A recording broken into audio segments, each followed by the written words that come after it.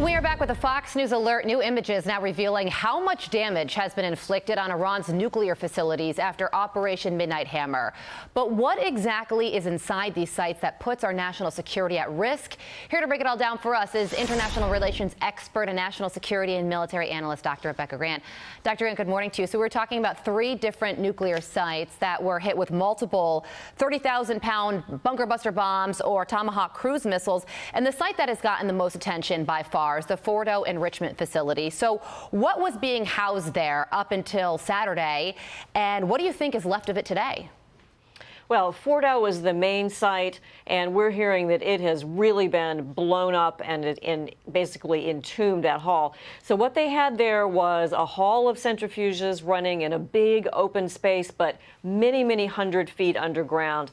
The B-2s put at least 12 MOPS onto that site. We see 6 cratered holes. The idea was that with a very sensitive fuse, that weapon penetrates layers of dirt and concrete, and then when it gets to the open area with the centrifuges, it knows and it activates and blows them up. The centrifuges are very delicate, and that should have done a lot of destruction there. This is the site where the UN first caught Iran enriching up to that almost weapons-grade material. And if the weaponeering did its job, then Fordo has been massively destroyed and probably caved in. Okay, so another one of the targeted sites is the Natanz enrichment facility. It's another one of the main Iranian enrichment facilities, and it already took significant damage from Israeli airstrikes. So tell us more about this site as it suffered damage from 2 bunker buster bombs.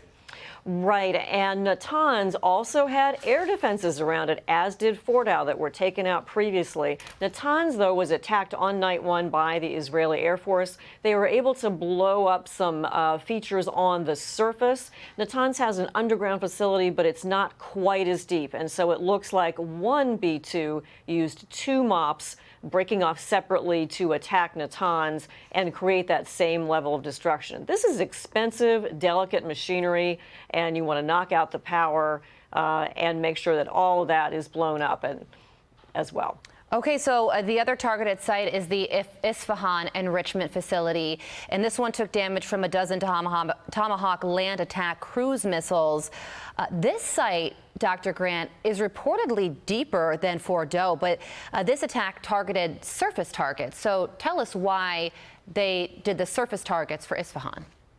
Right, and Isfahan is a little bit of a mixed bag. There's a lot of experimental research there and fabrication of different parts of the nuclear weapons complex. It was attacked by, I believe, maybe 24 to 30 Tomahawk missiles. Tomahawk has a 1,000-pound warhead. It's just a blast warhead. They came out of 1 submarine, pretty impressive, and they would have hit all the array on the top, possibly also using cluster munitions, but a lighter attack, again, to make sure that power sources and other elements up on the surface were cut off.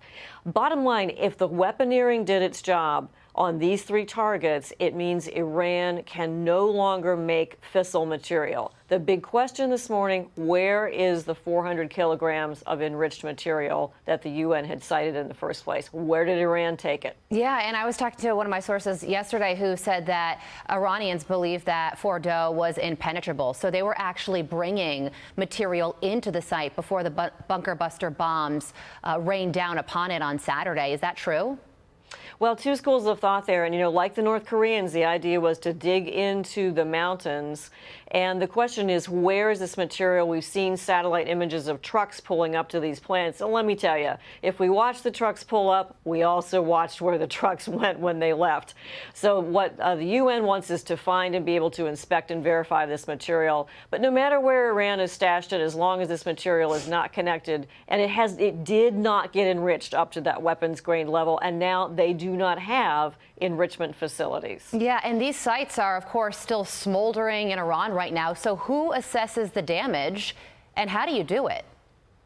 Well, I think we're watching 2 things. One, watching by satellite and other methods to see what's the level of Iran's activity around these sites. Have they pulled up with shovels? Are they trying to activate them? Is there any power flowing to them? Is there a lot of activity, or are they just basically abandoned? The UN wants to be able to go in. They have inspectors in the country of Iran, and they would like to go in and verify the status of the facilities at some point, and then verify the status of the uranium that had been overly enriched. And there are a lot of other pieces that they would want to look at as well. But that would all be pending on a deal with Iran that we have not gotten to yet. Given what you've seen right now in these satellite images, how damaged would you say Iran's nuclear program is right now? I would say right now Iran's nuclear program has been wiped out. And these 7 B-2s that attacked pulled us back from the brink of nuclear catastrophe with Iran. Okay, so yesterday, Vice President J.D. Vance said something pretty interesting. He indicated that Iran still controls its enriched uranium stockpile, but they no longer have the capacity to turn it into weapons-grade uranium, which was the U.S. goal. And he also said that the U.S. is going to be working with the Iranians in the coming weeks with regards to that uranium. So if Iran still controls the 60% enriched uranium, what becomes of it? Right. I mean, that is the question. And I think he's exactly right. That is the indications that we are getting. Russia has offered to take it away. There are a number of technical alternatives. But first, Iran has to agree to do something with its enriched uranium. But the main point is now they can't take that final step to get it up to 90% to weapons grade and then to move to constructing a bomb. And that's why Operation Midnight Hammer came just in the nick of time. Yeah, and finally, just to round this out, if they still control the stockpile, did they move it before this attack on Saturday? And if so, where is it now? I know that is just such an interesting question, and one that I suspect is going to be discussed in that National Security Council meeting coming up later today. Also, they'll probably review the options in case there need to be additional strikes. But what is the status of that weapons grade? But this is where this needs to be, with that weapons grade uranium on the run and not connected to anything that can ever be turned into a weapon. And that meeting will be taking place at 1 p.m., so we will be watching for any indication of news out of that. Dr. Grant, thank you so much for joining us this morning. Very insightful. Thank we you. appreciate you as always.